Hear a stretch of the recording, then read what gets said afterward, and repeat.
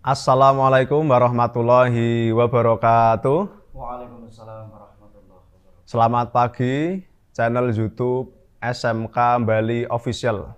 Jumpa lagi dengan saya, Habib Nur Fauzan, selaku guru Al-Islam dan Kemuhammadian di SMK Muhammadiyah Babang Lipuro. Alhamdulillah, puji syukur kehadirat Allah Subhanahu wa Ta'ala yang telah memberikan kita banyak sekali kenikmatan, kesehatan, dan kesempatan, sehingga pada pagi hari ini semoga kita senantiasa diberikan keberkahan, petunjuk, dan inayah dari Allah Subhanahu wa Ta'ala. Amin ya Rabbal Alamin. Selanjutnya, sholawat serta salam semoga senantiasa tercurah pada junjungan kita, Nabi Agung Muhammad Sallallahu Alaihi Wasallam, suri tauladan kita, kepada keluarga beliau, kepada sahabat beliau, kepada tabi'in, dan semoga kepada kita semua selaku umatnya yang insya Allah selalu patuh terhadap ajaran-ajarannya. Amin ya Rabbal Alamin. Baik, pemirsa dimanapun kalian berada, pada hari ini bertepatan dengan hari Isra Mi'raj Nabi Muhammad Sallallahu Alaihi Wasallam, kita akan berbincang-bincang santai dan membahas tentang bagaimana kisah Isra Mi'raj, kemudian sebenarnya apa eksistensi dari Isra Mi'raj itu sendiri. Kalau kisahnya dari Masjidil Haram ke Masjidil Aqsa itu sudah dibahas sejak kita SD. Nah, sebenarnya apa sih sebenarnya esensinya itu apa sebenarnya?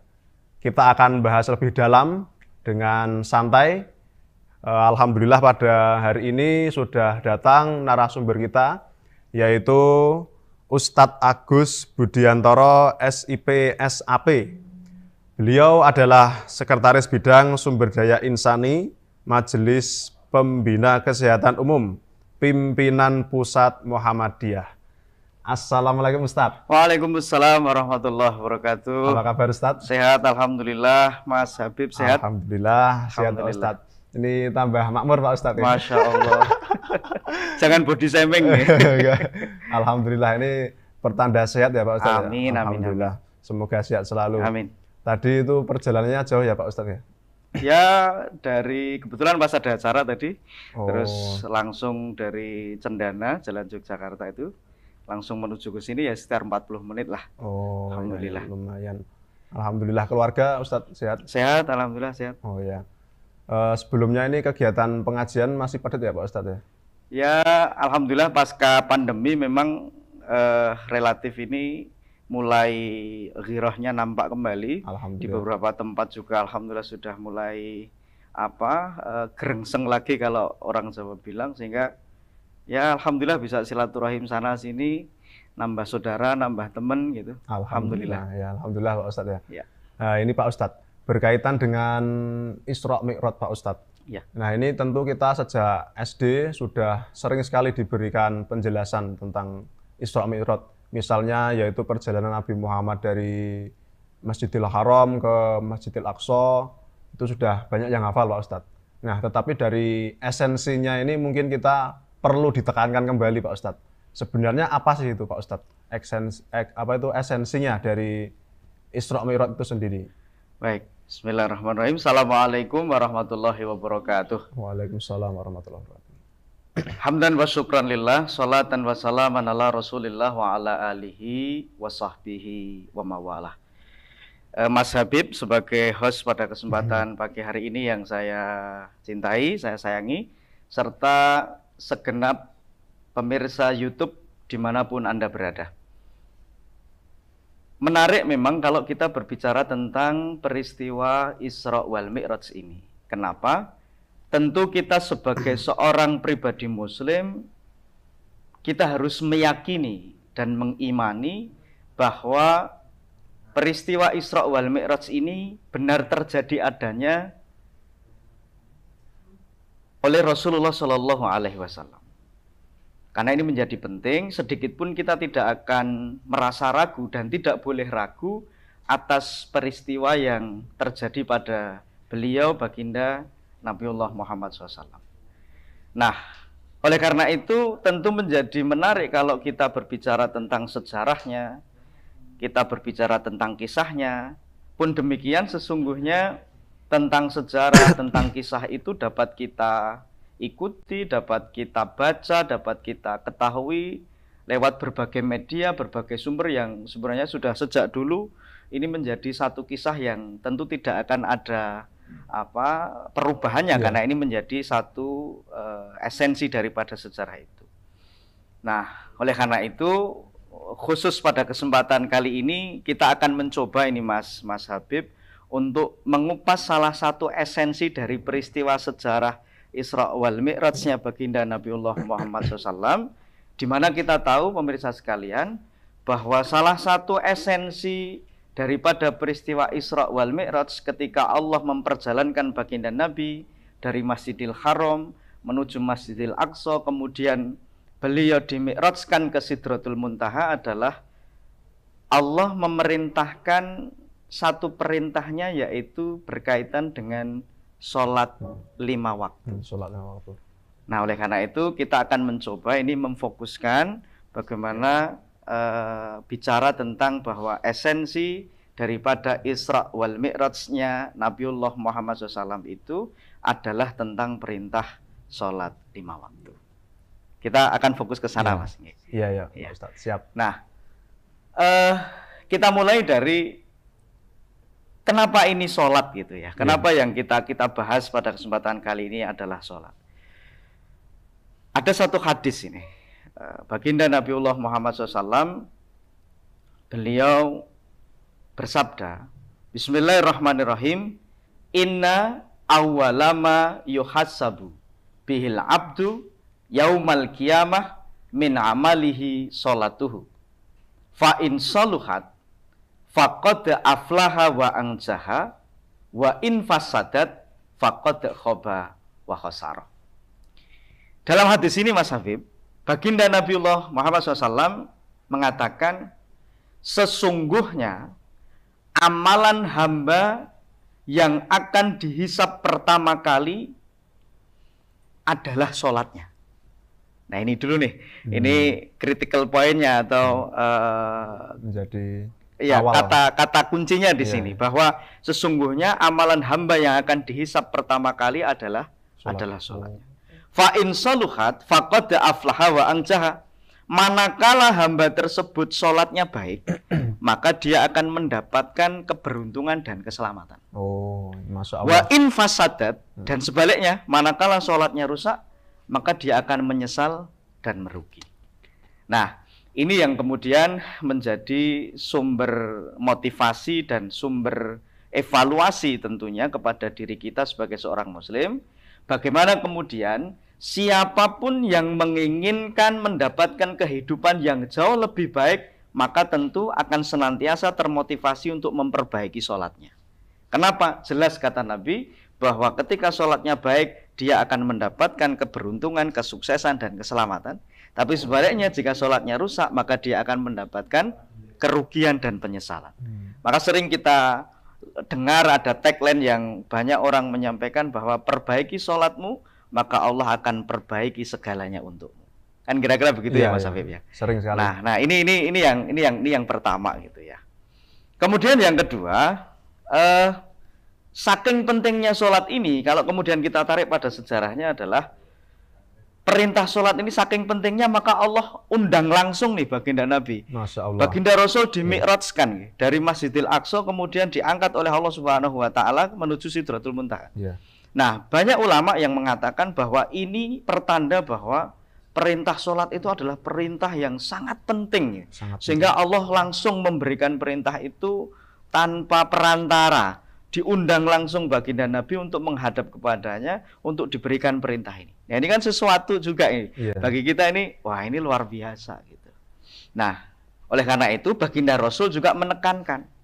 Saking pentingnya sholat ini, sampai-sampai beliau mengatakan mengajarkan sholat kepada seorang manusia itu diawali sejak manusia itu usianya masih sangat belia, masih sangat dini. Kata Nabi usianya 7 tahun. Pernah dengar riwayat ini ya? Pernah ya. Jadi orang atau kita sebagai orang tua mengajarkan anak-anak kita untuk sholat itu dimulai ketika mereka usianya berapa? 7 tahun. 7 tahun ya. Ya kan? Iya. Padahal kita tahu kalau anak usia 7 tahun, pemirsa sekalian juga mungkin sangat paham bahwa kalau ada anak usia 7 tahun kita ajarkan untuk melaksanakan sholat, dari gerakannya, dari bacaan dan doanya, tentu kita akan banyak menemukan sesuatu yang jauh dari kesempurnaan. Jangankan bacaan doanya, anak-anak kita di usia 7 tahun itu geraknya, rokaatnya, jumlahnya, dan sebagainya. Nah, ini sudah diajarkan.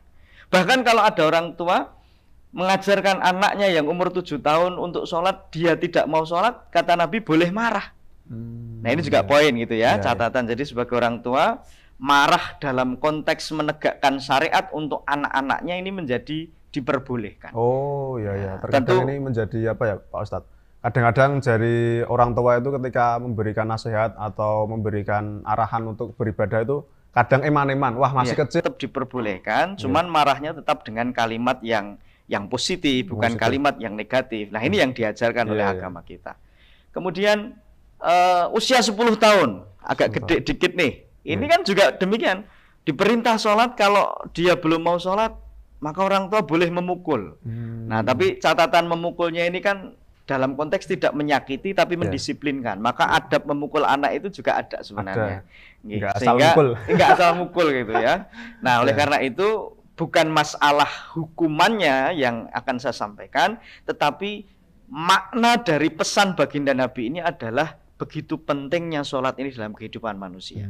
Oleh karena itu mungkin teman-teman SMK Muhammadiyah Bambang Lipuro khususnya dan yang lain-lain, tentu kalian semua sudah balik, sudah mukallaf, sehingga sudah kena hukum terkait sholat ini. Oleh karena itu ini mohon untuk dijaga betul. 7 tahun saja boleh dimarahi, 10 tahun boleh dipukul. Nah, saya heran nih kalau sudah umurnya sweet 17 baiknya diapain gitu.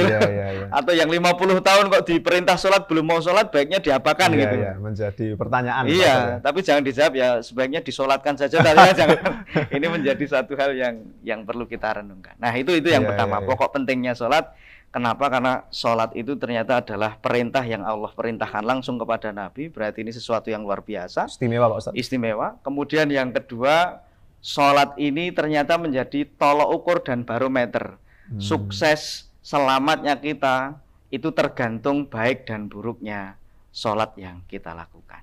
Saya kira itu yang pertama. Masya Allah.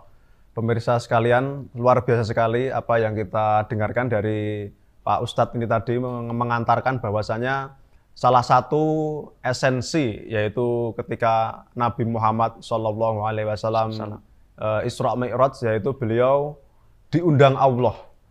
Jadi yang pertama kali itu bukan haji atau bukan sedekah, tetapi bagaimana sholat ini bisa menjadi barometer, menjadi esensial, bahwasanya ibadah yang paling utama. Kemudian ketika besok manusia menghadap Allah, tentu yang paling pertama kali dihisab adalah sholatnya. Kalau sholatnya baik, maka yang lain pun baik, insya Allah. Seperti itu ya Pak Ustadz? Insya Allah. Ya. Nah, bagaimana Pak Ustadz kalau kita mengetahui orang-orang sholat kan ada yang sholatnya itu terpaksa. Misalnya ya kalau di sekolah kan Bapak Ibu guru yang menyuruh sholat dan sebagainya. Kalau di rumah misalnya orang tua dan sebagainya. Nah, ciri-ciri orang yang sholatnya sudah bagus itu seperti apa Pak Ustadz? Baik, jadi kalau fenomenanya seperti yang disampaikan oleh Mas Habib, nah tentu Mas Habib ini kan sebagai guru Ismuba ya, Al-Islam, Kemuhammadian dan bahasa Arab, betul ya? Nah, tentu banyak menemui dinamika anak-anak di sekolah, bagaimana kemudian dia yang sholatnya terpaksa. Bisa jadi, ya semoga ini tidak terjadi di sekolah kita gitu ya, tidak terjadi di sekolah-sekolah Muhammadiyah pada umumnya. Semoga murid-murid atau siswa di seluruh aum Muhammadiyah ini sedikit banyak sudah terkait dengan sholat, mudah-mudahan sudah baik lah. Sudah banyak yang. Tetapi juga tidak menutup mata manakala memang kita sering menemukan dinamika ada orang atau ada siswa yang sholatnya masih terpaksa. Nah, kalau pertanyaannya bagaimana ini Pak Ustadz, ya jawaban saya tetap saja dipaksa. Tidak apa-apa. Kenapa? Mungkin begini, dalam hal kebaikan itu kadangkala memang perlu dipaksa. Saya sering mengatakan lebih baik terpaksa masuk surga daripada sukarela masuk neraka, kan begitulah kira-kira. Iya. Oleh karena itu tidak apa-apa kita melakukan itu, sekalipun kita paham betul bahwa Kul innas sholati wa nusuki wa mahyaya wa mamati lillahi rabbil alamin. Pemirsa sekalian, tentu sangat hafal dengan ayat ini bahwa sesungguhnya sholatku, ibadahku, hidupku dan matiku lillahi rabbil alamin. Ya betul, memang lillah itu kata kuncinya. Tetapi untuk menuju ke sana tidak boleh kemudian, wah ini saya belum ikhlas nih, saya terpaksa nanti saya sholatnya nunggu kalau ikhlas. Saya yakin kalau metodenya untuk meraih ikhlas itu seperti itu, selamanya dia tidak akan pernah sholat. Nah oleh karena itu hadir dulu di sholat itu, sekalipun terpaksa, sekalipun berat, insya Allah mudah-mudahan Allah akan berikan jalannya untuk meraih lillah tadi. Ini yang pertama. Nah kemudian yang kedua terkait dengan ciri-ciri orang yang sholatnya sudah baik begitu ya. Nah ada beberapa hal yang perlu ini kita sampaikan menurut literasi yang kami baca ini Mas. Jadi salah satu tolok ukur atau beberapa ciri yang mungkin akan nampak dalam diri sholatnya sudah baik itu minimal ada 5 hal. Ada 5 hal. Nah, yang pertama adalah seorang muslim yang sholatnya sudah baik akan mewujud pada dirinya bahwa muslim itu yang pertama akan senantiasa menghargai waktu. Masya Allah. Nah, ini saya akan coba uraikan agar ciri-ciri ini bisa bisa dan manfaat sholat di akhirat. Karena saya yakin pasti pemirsa juga ada pertanyaan loh, kenapa kok aku harus sholat? Ya, di mana letak keberuntungan dan keselamatan yang tadi dikatakan oleh Nabi? Di dunia apa yang saya dapat? Di akhirat nanti seperti apa, kan begitu kira-kira ya? Dapat apa sih? Nah, kan kira-kira begitu. Karena orang biasanya begitu, motivasi ibadah pengen dapat apa ya, wajar. Hal-hal yang begitu menjadi sesuatu yang sangat wajar. Nah, oleh karena itu cirinya adalah orang yang sholat sudah baik, yang pertama orang tersebut selalu menghargai waktu. Loh, kenapa menghargai waktu? Pemirsa sekalian, kata Nabi, sholat yang paling afdal itu kata beliau adalah as-sholatu fi awali waktiha. Itu sabda Nabi.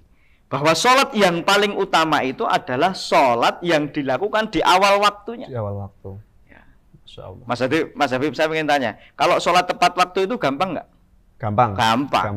Tapi kalau di awal itu yang sulit. Itu sulit. Yang sering terjadi begitu. Iya. Kalau tepat waktu itu mudah. Zuhur jam 2 tepat waktu kan? Iya. Tidak kurang sedikit pun dari jam 2 itu artinya tepat itu. Artinya belum sampai asar. Asar jam 5 itu tepat waktu. Yang susah itu adalah sholat fardu di awal waktu. Di awal. Nah, awal waktu itu artinya apa? Adzan berkumandang, iqomah kita dengarkan, kita sudah siap nih dalam posisi sholat. Nah, pemirsa juga demikian. Jadi jangan sampai nih kita itu, maaf, yang sering terjadi kan banyak di antara jamaah-jamaah kita itu kalau kita tanya, Bapak Ibu yang sering meleset sholat apa gitu. Asar Pak gitu. Selain asar, Isya Pak. Selain Isya, subuh lah. Akhirnya semuanya meleset ternyata. Gitu ya. Nah, padahal orang-orang yang menghargai waktu ini adalah orang-orang yang mencerminkan sholatnya ini sudah baik. Kenapa? Orang yang menghargai waktu itu artinya sholatnya selalu di awal waktu, maka bagi dirinya tidak ada pekerjaan yang lebih penting ketika adzan berkumandang, iqomah ia dengarkan kecuali sholat. Ya. Nah, oleh karena itu ini ciri yang pertama. Dan kita tahu, pemirsa sekalian dimanapun Anda berada, bahwa orang-orang yang mampu menghargai waktu dengan maksimal, tentu di dunia dia akan mendapatkan kesuksesan. Ya. Tentu dia tidak akan tergilas oleh perjalanan waktu ini, karena waktu ini juga sesuatu yang sangat istimewa. Saking istimewanya Allah Subhanahu Wa Taala itu sampai bersumpah dalam satu surat itu, wal asr, demi waktu. Nah, ini kan luar biasa gitu ya. Nah, oleh karena itu di dunia orang-orang yang menghargai waktu tentu kita bisa lihat contohnya misalnya di negara-negara di luar sana, Bagaimana ciri masyarakat yang menghargai waktu, disiplin, hadir dalam setiap momen sesuai dengan undangan yang ditulis atau yang tertera, kemudian waktu yang digunakan tidak dipakai untuk hal-hal yang sia-sia, itu kan termasuk orang-orang perwujudan yang menghargai waktu. Iya. Nah, tentu di dunia dia akan mendapatkan lebih dibandingkan yang hanya menyia-nyiakan waktu. Iya, betul. Tentu ada perbedaan, Pak Ustadz. Sangat. Nah, Sangat oleh beda. karena itu ini ciri yang pertama. Yang pertama. Gitu ya. Ciri yang pertama. Kemudian kalau bicara yang kedua ini, ciri yang kedua. Orang yang sholatnya sudah baik itu cirinya yang bagaimana? Ciri yang kedua adalah orang yang sholatnya sudah baik itu manakala orang tersebut jauh dari sifat sombong. Jauh dari sifat sombong. Jauh dari sifat sombong. Jadi satu, menghargai waktu, dua, jauh dari sifat sombong. Loh, di mana letak pelajaran sholat manakala orang sholatnya sudah baik kok kemudian dia jauh dari sifat sombong? Tatkala kita mengangkat tangan kita seraya melafadzkan kalimat takbiratul ihram, Allahu Akbar, gitu ya Mas Habib ya. Okay. Ini kan artinya kalimat ini Allah Maha Besar. Iya. Maka orang yang sholatnya sudah baik tentu akan memahami maknanya seutuhnya. Tidak ada yang besar kecuali Allah. Allah. Iya. Maka dia pun akan selalu merendahkan dirinya di hadapan siapapun. Dia akan memiliki sifat yang tawadhu. Nah, ketawaduan ini ternyata menjadi kunci kebahagiaan dan keselamatnya seorang di dunia maupun di akhirat. Iya.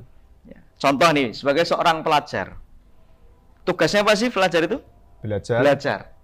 Tentu tugas utamanya itu, ya, bahwa jangan sampai kita sebagai seorang pelajar nih, teman-teman sekalian, kok pelajar hanya dijadikan status saja, gitu ya. Tapi esensinya ternyata bukan seorang pelajar. Nah, ternyata orang yang memiliki banyak ilmu itu adalah orang-orang yang jauh dari sifat sombong. Oh. Kenapa? Karena ilmu itu sifatnya mirip dengan air, Mas. Dengan air. Air itu kan sifatnya mengalir dari tempat yang tinggi menuju tempat yang lebih rendah. Ya. Nah, ilmu pun begitu, mengalir dari tempat yang tinggi menuju tempat yang lebih rendah. Masya Allah. Sehingga orang-orang yang tinggi hati, maaf ya, Yeah. sombong, takabur, kibir, riya, maaf, dia akan susah mendapatkan ilmu itu. Oh. Kenapa? Karena ciri Nabi, ciri yang disampaikan oleh baginda Nabiullah Muhammad SAW adalah orang sombong itu cirinya batorul haq wa ghamtun nas. Dia menolak kebenaran dan merendahkan orang lain. Oh, iya. Nah, melalui sholat itu akan senantiasa diajarkan dan diingatkan diri kita, hei kamu, tidak ada yang besar kecuali Allah, tidak ada yang maha berilmu kecuali Allah, tidak ada yang maha kaya kecuali Allah. Sehingga dengan apa yang kita miliki di dunia ini, kalau orangnya sudah baik sholatnya, maka insya Allah dia tidak akan menyombongkan apa yang dia miliki. Punya harta, dia tidak akan sombong dengan hartanya. Punya ilmu, dia tidak akan sombong dengan ilmunya, dan lain sebagainya. Nah, ciri yang kedua tidak sombong. Baru yang kedua. Baru yang kedua. Iya, masih banyak. Masih tiga lagi nih. Nah, kemudian yang ketiga, ciri orang yang sholat sudah baik itu adalah tumak ninah nih Mas Habib. Tumak ninah. Tumak ninah itu artinya. Nah, tumak ninah itu kan sebenarnya makna tekstualnya adalah berhenti sejenak. Ya. Tatkala kita melakukan gerakan sholat itu agar hadir kesempurnaan gerakan kita. Oh. Itu tekstualnya. Tapi makna sesungguhnya adalah bagaimana hadirnya hati kita tatkala kita sedang sholat. Oh, gitu Pak. Nah, ini yang perlu senantiasa harus selalu kita ikhtiarkan. Karena maaf pemirsa sekalian dimanapun Anda berada, sering ada pertanyaan kepada kami, Pak Ustadz, bagaimana caranya sholat khusyuk? Ya kan? Nah, karena memang khusyuk ini menjadi sebuah makna yang memang tidak mudah untuk kita bika min qalbin la yakhsha. Ya Allah, jauhkan aku dari hati yang tidak pernah khusyuk. Karena khusyuk itu saking susahnya. Susah, Mas. Kira-kira ini, Mas Habib, Mas Habib. Manusia di dunia ini yang paling khusyuk siapa kira-kira? Nabi Muhammad. Nabi Muhammad SAW. Mungkin Pak saya. Setuju ya. Nah, kenapa? Beliau adalah orang yang paling khusyuk. Sekalipun demikian, beliau masih berdoa, Allahumma ini a'udzubika min qalbin la yakhsha. Masya Allah. Ya Allah, jauhkan aku dari hati yang tidak pernah khusyuk. Padahal Nabi itu kan orang yang paling khusyuk. Tapi masih memanjatkan doa. Maknanya apa? Maknanya bahwa khusyuk itu tidak mudah. Tidak mudah untuk menggapainya. Betul. Nah, sering sekali kita itu, pemirsa sekalian, mungkin juga sangat sering menemukan seperti ini. Badan kita sholat, tapi hati dan pikiran kita itu kemana-mana gitu ya. Iya, bagaimana itu? Iya kan? Iya, nah, badannya sholat tapi masih mikir betul, makanan, betul. kunci, dan sebagainya. Tapi tenang saja, kalau pertanyaannya apakah sah atau tidak sholatnya, sah. Tetap sah. Insya Allah sah. Kenapa? Para ulama fikih kita itu begitu sayang kepada kita, sehingga apa? Sehingga khusyuk tidak dimasukkan dalam salah satu rukun sholat. Oh. Coba saja kalau ulama fikih kita itu memasukkan khusyuk itu salah satu rukun sholat, saya yakin kok nggak ada yang khusyuk gitu, nggak ada yang sah sholatnya gitu ya kira-kira. Iya. Karena apa? 4 rakaat yang ada misalnya pemirsa sekalian, 4 rakaat kok bisa khusyuk, 2 rakaat itu sudah luar istimewa itu, ya. sudah istimewa, hebat sekali. Ada yang 4-4-nya itu hampir nggak ada yang khusyuk semua gitu. Nah oleh karena itu orang yang sholatnya sudah baik itu hadir hatinya. Jadi kalau badannya sholat, hatinya ya ikut sholat. Nah salah satu ikhtiarnya adalah bagaimana memahami makna-makna bacaan sholat itu, doa-doa dalam sholat itu, sehingga tatkala kita melafadzkan itu seolah-olah kita itu memang berkomunikasi dengan Allah Subhanahu Wa Taala. Nah itu cara menghadirkan kekhusyuan salah satunya. Salah satunya. Oh, iya, nah dasar. Iya. Nah manakala sholatnya sudah baik, orang-orang yang seperti itu sholatnya sudah baik, maka kejujuran itu akan membekas dan mewujud dalam kehidupan sehari. Maka kalau ada orang yang masih suka bohong, masih suka ngapusi sana sini, ya maaf ya. Siapapun dia, apakah dia seorang pemimpin atau siapapun itu, cross check lagi deh sholatnya. Sholatnya ya.